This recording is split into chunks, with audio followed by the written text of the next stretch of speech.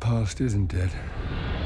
Welcome to WatchMojo, and today we're counting down our picks for the top 10 things you need to know before No Time to Die. Is this really what you want? Living in the shadows? Hunting? And incidentally, we'd appreciate its return, along with all your other equipment. Intact for once when you return from the field. We both eradicate people to make the world a better place. For this list, we're looking at pertinent information to jog your memory before you check out Eon's 25th installment of the James Bond franchise. Do our picks leave you shaken or stirred? Sound off in the comments. Number 10. True Detective. Our number 10 entry takes us from the big screen to the smaller, albeit with the caveat that HBO's True Detective tells cinematic stories in an epic way. I can say that I walked away from the experience with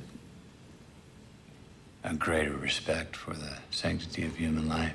All 8 episodes of the first and arguably the best season were directed by the, at the time, relatively unknown Cary Joji Fukunaga. I need a favor, brother. You're the only one I trust for this. The first American director of an Eon Bond film may seem like an unconventional choice to take the helm of No Time to Die, after previous director Danny Boyle left the production over creative differences. But Fukunaga was actually considered for Spectre before Sam Mendes returned to do one more. Right, well, I've just got one last thing for you and you can be on your way. Looking back on True Detective, there was action, espionage, and tension aplenty. So maybe this choice wasn't quite so unconventional after all. Number 9. Phoebe Waller-Bridge Is In. For the uninitiated, Phoebe Waller-Bridge is the writer and star of Fleabag, a comedy drama that began life as a one-woman play before evolving into a TV series. It's going well, is it? Yes, it is. It really is. It actually is.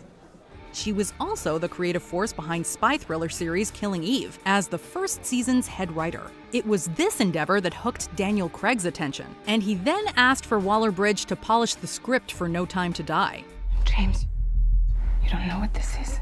It was initially suggested that her input was to try and make Bond's universe a little more diverse for a post-Me Too world, but Craig quickly shut that argument down. For the lead actor, having this writer involved is simply a matter of assimilating her wit and using her talent. How did that happen? Well, you live long enough. Number 8. Hans Zimmer is also in. Legendary composer Hans Zimmer is joining the 007 franchise at long last. Congratulations on your new appointment. Thank you. This comes off the news that original composer Dan Romer left over creative differences during post-production. Zimmer has already released his take on the famous gun barrel sequence, as well as helping Billie Eilish produce the movie's theme. Incidentally, it might be worth hearing the theme again, considering the song was released over a year ago.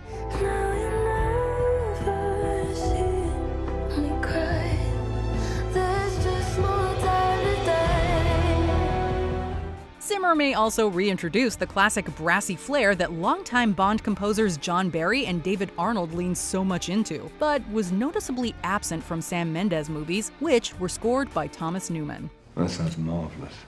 Number 7. Several years have passed, literally and artistically. Although part of the reason that there was a long amount of time between the release of No Time to Die and the previous installment Spectre was due to COVID-19, the 6-year gap between the events of both films is also in service of the story. The world's moved on, Commander Bond. Significant time has passed between the closing moments of the previous film, when we saw Bond jump into his classic Aston Martin DB5 with Madeleine Swan and ride off into the streets of London.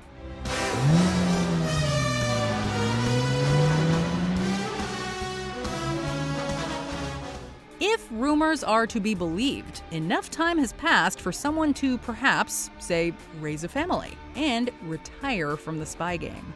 I thought you'd gone. I have. There's just one thing I need. Number 6. A young man's game. With Daniel Craig, we've seen this iteration of James Bond on his first mission to obtain his license to kill during the events of Casino Royale. You needn't worry. The second is... Yes. Considerably. Considering he is a naval commander then, it is a safe bet that Bond is in his mid-30s, which aligns with Ian Fleming's initial description. A few films later, and a pre-M Mallory is telling Bond that his job is a game for the young. You don't need to be an operative to see the obvious. It's a young man's game. Much is made of his more advanced age in 2012's Skyfall. The first blonde Bond is now gray, suggesting that this may be an older agent than any version we've seen before. In canon, of course. Roger Moore was nearly 60 when he bowed out in A View to a Kill. On a mission, I am expected to sacrifice myself.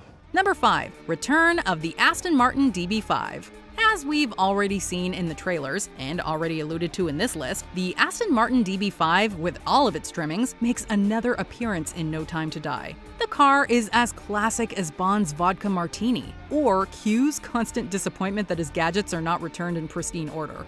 I believe I said bring it back in one piece, not bring back one piece.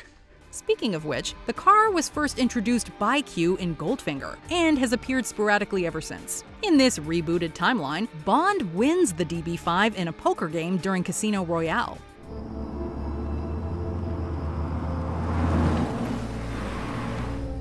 It has since appeared in both Skyfall and Spectre. It looks as though it will have more of a role than just simple fan service, as Bond uses the modified car to escape his enemies.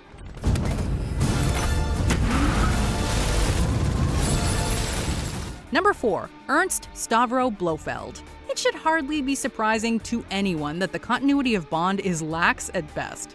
Allow me to introduce myself. I am Ernst Stavro Blofeld. 007 meets Blofeld in You Only Live Twice, only to re-meet him for the first time in On Her Majesty's Secret Service. At the end of that film, Bond marries Tracy, who then dies in his arms after a drive-by shooting at the hands of Blofeld.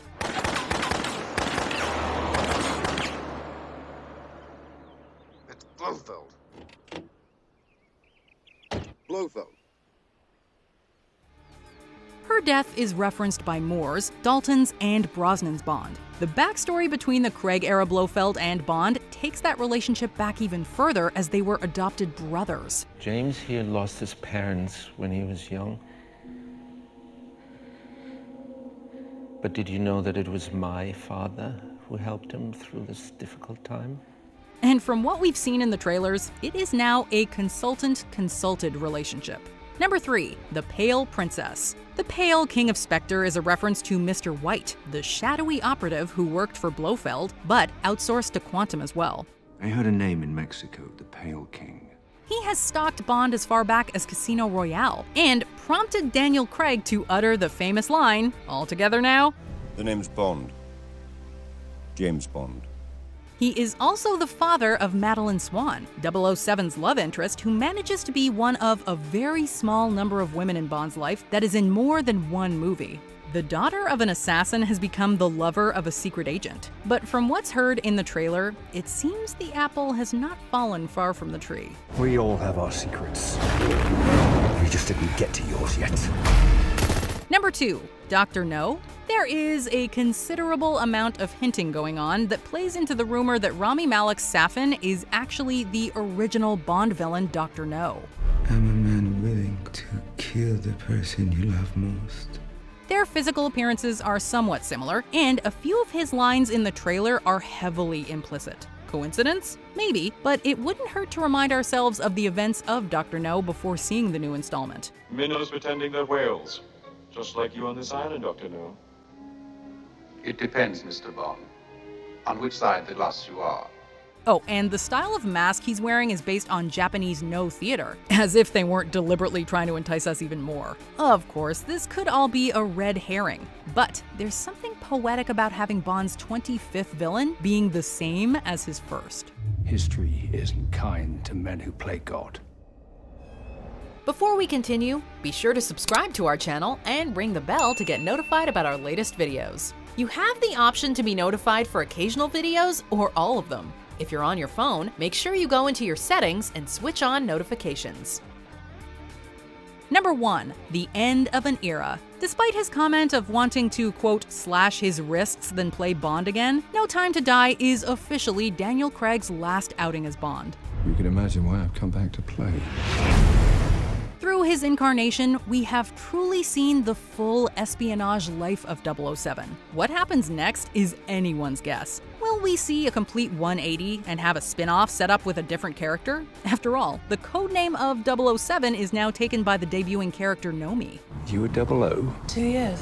When original director Danny Boyle and Eon Productions parted ways over creative differences in 2018, the main reason given was that Bond's death was scripted in.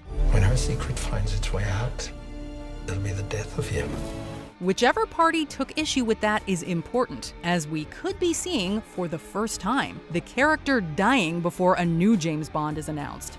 Do you agree with our picks? Check out this other recent clip from WatchMojo, and be sure to subscribe and ring the bell to be notified about our latest videos.